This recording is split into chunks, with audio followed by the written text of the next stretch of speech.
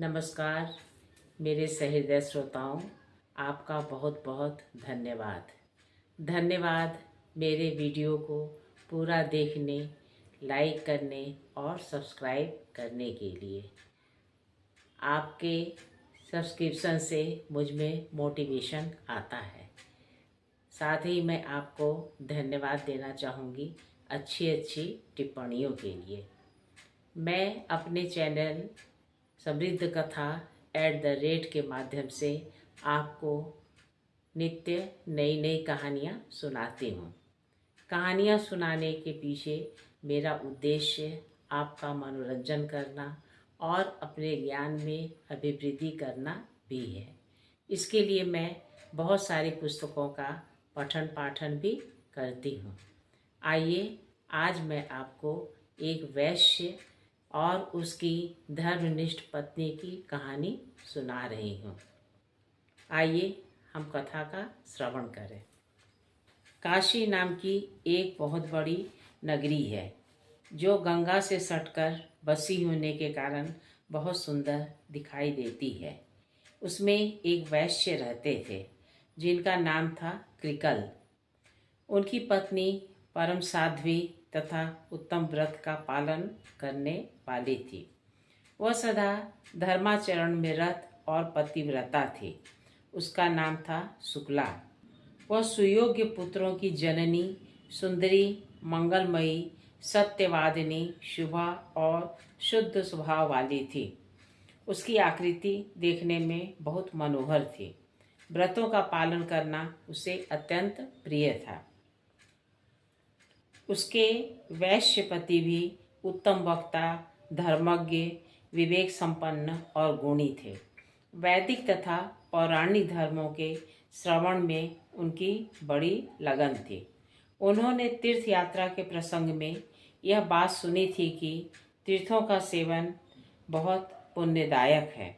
वहाँ जाने से पुण्य के साथ साथ मनुष्य का कल्याण भी होता है। इस बात पर उनके मन में श्रद्धा तो थी ही, ब्राह्मणों और व्यापारियों का साथ भी मिल गया। इस तरह वे धर्म के मार्ग पर चल दिए। उन्हें जाते देखकर उनकी पतिव्रता पत्नी ने भी उनके साथ चलने की याचना की। उन्होंने कहा, मैं भी आपकी सेवा करते हुए तीर्थ में चलूंगी और आपकी छाया का अनुसरण करते हुए लौट आऊंगी। कृकल ने अपनी पत्नी के रूप, शील, गुण, भक्ति, सुकुमारता देखकर बारंबार उस पर विचार किया। यदि मैं अपनी पत्नी को साथ ले लूं तो मैं तो अत्यंत दुखदायी दुर्गम मार्ग पर भी चल सकूंगा, किंतु वहां सर्दी और धूप के कारण इस विचारी का हुलिया ही बिगड़ जाएगा। रास्ते में कठोर पत्थरों से ठोकर खाकर इसके कोमल चरणों को बड़ी पीड़ा पहुंचेगी। इस अवस्था में उसका चलना असंभव हो जाएगा। भूख प्यास से जब इसके शरीर को कष्ट पहुंचेगा तो न जाने इसकी क्या दशा होगी। वह सदा मुझे प्राणों से भी बढ़कर प्रिय है तथा नित्य निरंतर मेरे गार्हस्थ धर्म का यही एक आधार है। यदि यह बाला मर भी गई तो मेरा ही सर्वनाश हो जाएगा। यही मेरे जीवन का आलंबन है, यही मेरे प्राणों की अधीश्वरी है। यह सोचकर उन्होंने अपनी पत्नी से कहा, मैं तेरा कभी त्याग नहीं करूँगा। पता दिए बिना ही वे चुपके से साथियों के साथ चले गए। सुबह होने पर प्रातःकाल में जब उसकी पत्नी उठी तो अपने पति को घर में ना पाकर वह हड़बड़ाकर उठ बैठी और अत्यंत शोक से पीड़ित होकर जोर जोर से रोने लगी। वह अपने पति के साथियों के पास जाकर पूछने लगी, महाभागगण, आप लोग मेरे बंधु हैं। मेरे प्राणनाथ कृकल मुझे छोड़कर कहीं चले गए हैं। यदि आपने उन्हें देखा हो तो बताइए। जिन महात्माओं ने मेरे पुण्यात्मा स्वामी को देखा हो वह मुझे बताने की कृपा करें। उसकी बात सुनकर जानकार लोगों ने उससे परम बुद्धिमान कृकल के विषय में इस प्रकार कहा। शुभे, तुम्हारे स्वामी कृकल धार्मिक यात्रा के प्रसंग से तीर्थ सेवन के लिए गए हैं। तुम शोक क्यों करती हो? भद्रे, वे बड़े बड़े तीर्थों की यात्रा पूरी करके फिर लौट आएंगे। विश्वासी पुरुषों द्वारा इस प्रकार विश्वास दिलाए जाने पर सुकला तुरंत अपने घर में आई और करुण स्वर से फूट फूट कर रोने लगी। वह तो पति परायणा नारी थी। उसने यह निश्चय कर लिया कि जब तक मेरे स्वामी नहीं लौट कर आएंगे तब तक मैं भूमि पर चटाई बिछाकर सोऊंगी, सन्यासियों सा जीवन व्यतीत करूंगी और सिर्फ एक समय भोजन करूंगी। उसने एक चोटी धारण करना आरंभ कर दिया। अत्यंत मलिन वस्त्र वह पहनती थी। अपने शरीर का जरा भी ध्यान नहीं रखती थी। उसे न तो रात में नींद आती थी और न ही भूख लगती थी। निरंतर पति के लिए वह व्याकुल रहने लगी। सुकला की अवस्था देख उसकी सहेलियों ने आकर पूछा, सखी शुक्ला, तुम इस समय क्यों रो रही हो? अपने दुख का कारण हमें भी बताओ। सुकला बोली, सखियों, मेरे धर्मपरायण स्वामी मुझे छोड़कर धर्म कमाने गए हैं। मैं निर्दोष, साध्वी, सदाचार परायणा और पतिव्रता हूँ। फिर भी मेरे प्राणाधार मेरा त्याग करके तीर्थ यात्रा कर रहे हैं। इसी से मैं दुखी हूँ। उनके वियोग से मुझे बहुत पीड़ा हो रही है। सखी, प्राण त्याग देना अच्छा है, किंतु प्राणाधार स्वामी का त्यागना कदापि अच्छा नहीं है। प्रतिदिन का यह दारुण वियोग अब मुझसे नहीं सहा जाता। सखियों ने कहा, बहन, तुम्हारे पति तीर्थ यात्रा के लिए गए हैं। यात्रा पूरी होने पर वह घर लौट आएंगे। तुम व्यर्थ ही शोक कर रही हो। अकारण ही तुम अपने शरीर को सुखा रही हो। तुम अच्छी तरह अपने स्वास्थ्य का ध्यान रखो। शुक्ला बोली, तुम लोगों ने जो बात कही है वह वेदों को मान्य नहीं है। जो नारी अपने स्वामी से पृथक होकर सदा अकेली रहती है उसे पापनी समझा जाता है।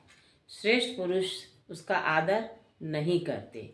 वेदों में सदा यही बात देखी गई है कि पति के साथ नारी का संबंध पुण्य के संसर्ग से ही होता है और राजन, पति ही स्त्री का स्वामी, स्त्री की गुरु, पति की देवताओं सहित उसका इष्ट देव और पति ही तीर्थ एवं पुण्य है।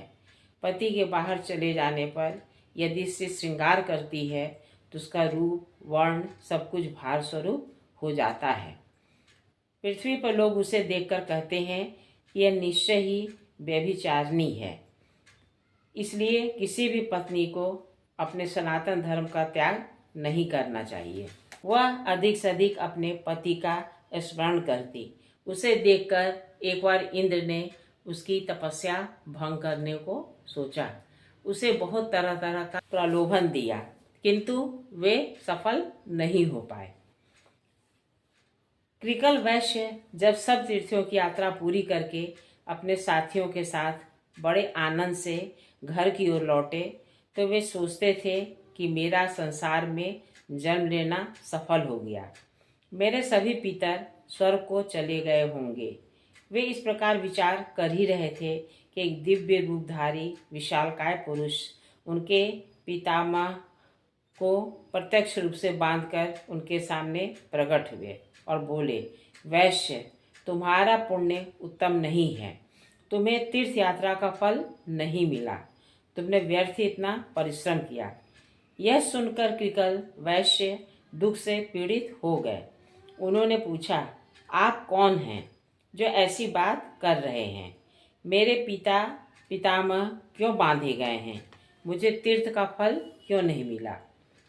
धर्म ने कहा, पत्नी को अकेली छोड़कर धर्म करने के लिए जो बाहर जाता है उसका किया हुआ सारा धर्म नष्ट हो जाता है। इसमें तनिक भी संदेह नहीं है। इस भूमंडल में गृहस्थ धर्म से बढ़कर दूसरा कोई धर्म नहीं है। वैश्य गृहस्थ का घर यदि सत्य और पुण्य से युक्त हो तो परम पवित्र माना गया है। वहाँ सब तीर्थ और देवता निवास करते हैं।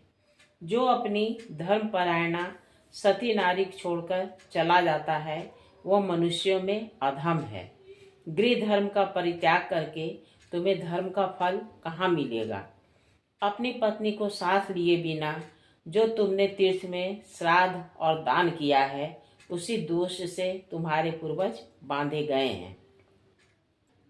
तुम चोर हो और तुम्हारे ये पितर भी चोर हैं, क्योंकि इन्होंने लोलुपतावश तुम्हारा दिया हुआ श्राद्ध का अन्न खाया है। तुमने श्राद्ध करते समय अपनी पत्नी को साथ नहीं रखा था।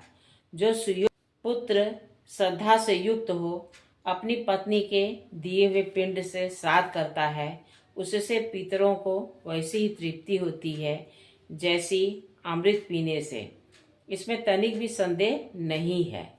पत्नी ही गारहस्थ धर्म की स्वामिनी है। उसके बिना ही जो तुमने शुभ कर्मों का अनुष्ठान किया है यह स्पष्ट ही तुम्हारी चोरी है। जब पत्नी अपने हाथ से अन्न तैयार करके देती है तो वह अमृत के समान मधुर होता है। उसी अन्न को पितर प्रसन्न होकर भोजन करते हैं तथा उसी से उन्हें विशेष संतोष और तृप्ति होती है। कृकल ने पूछा, धर्म अब मुझे सिद्धि कैसे प्राप्त होगी तथा किस प्रकार मेरे पितरों को बंधन से छुटकारा मिलेगा।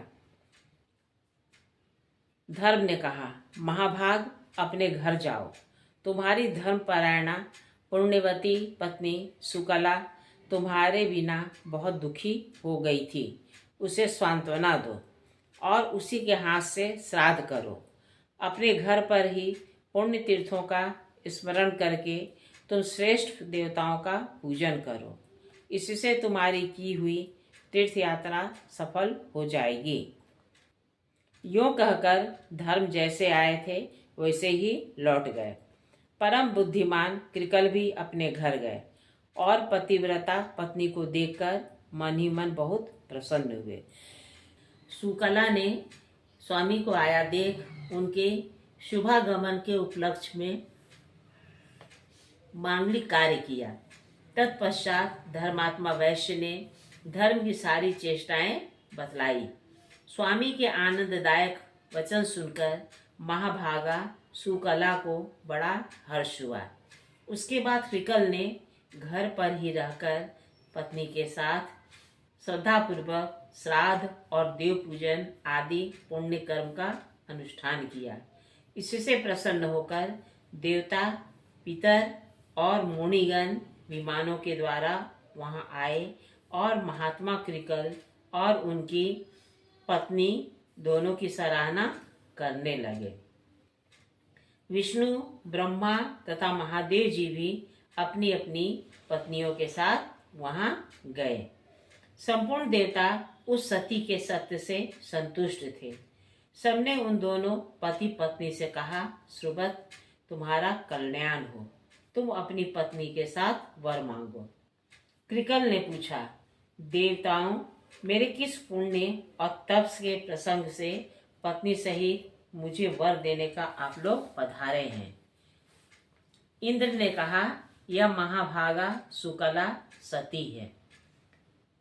इसके सत्य से संतुष्ट होकर हम लोग तुम्हें वर देना चाहते हैं। हर्षोल्लास से कृकल के नेत्र डबडबा आए। धर्मात्मा वैश्य ने पत्नी के साथ समस्त देवताओं को बारंबार साष्टांग प्रणाम किया और कहा, महाभाग देवगण आप सब लोग प्रसन्न हो। तीनों सनातन देवता ब्रह्मा विष्णु तथा शिव हम पर संतुष्ट हो तथा अन्य जो पुण्यात्मा ऋषि मुझ पर कृपा करके यहाँ पधारे हैं वे भी प्रसन्नता प्राप्त करें। मैं सदा भगवान की भक्ति करता रहूं। भगवान विष्णु ने कहा, राजन आप लोगों की कृपा से धर्म तथा सत्य में मेरा निरंतर अनुराग बना रहे। तत्पश्चात अंत में पत्नी और पितर के साथ मैं संपूर्ण विष्णु लोक के धाम में जाना चाहता हूँ। देवता बोले, ऐसा ही हो, सब कुछ तुम्हें प्राप्त हो। देवताओं ने उन दोनों पति पत्नी के ऊपर फूलों की वर्षा की तथा ललित, मधुर और पवित्र संगीत सुनाया। वर देकर वे उस पतिव्रता की स्तुति करते हुए अपने अपने लोक में चले गए। कहिए मेरे श्रद्धालु श्रोताओं, मेरे द्वारा कही गई आपको यह कथा कैसी लगी?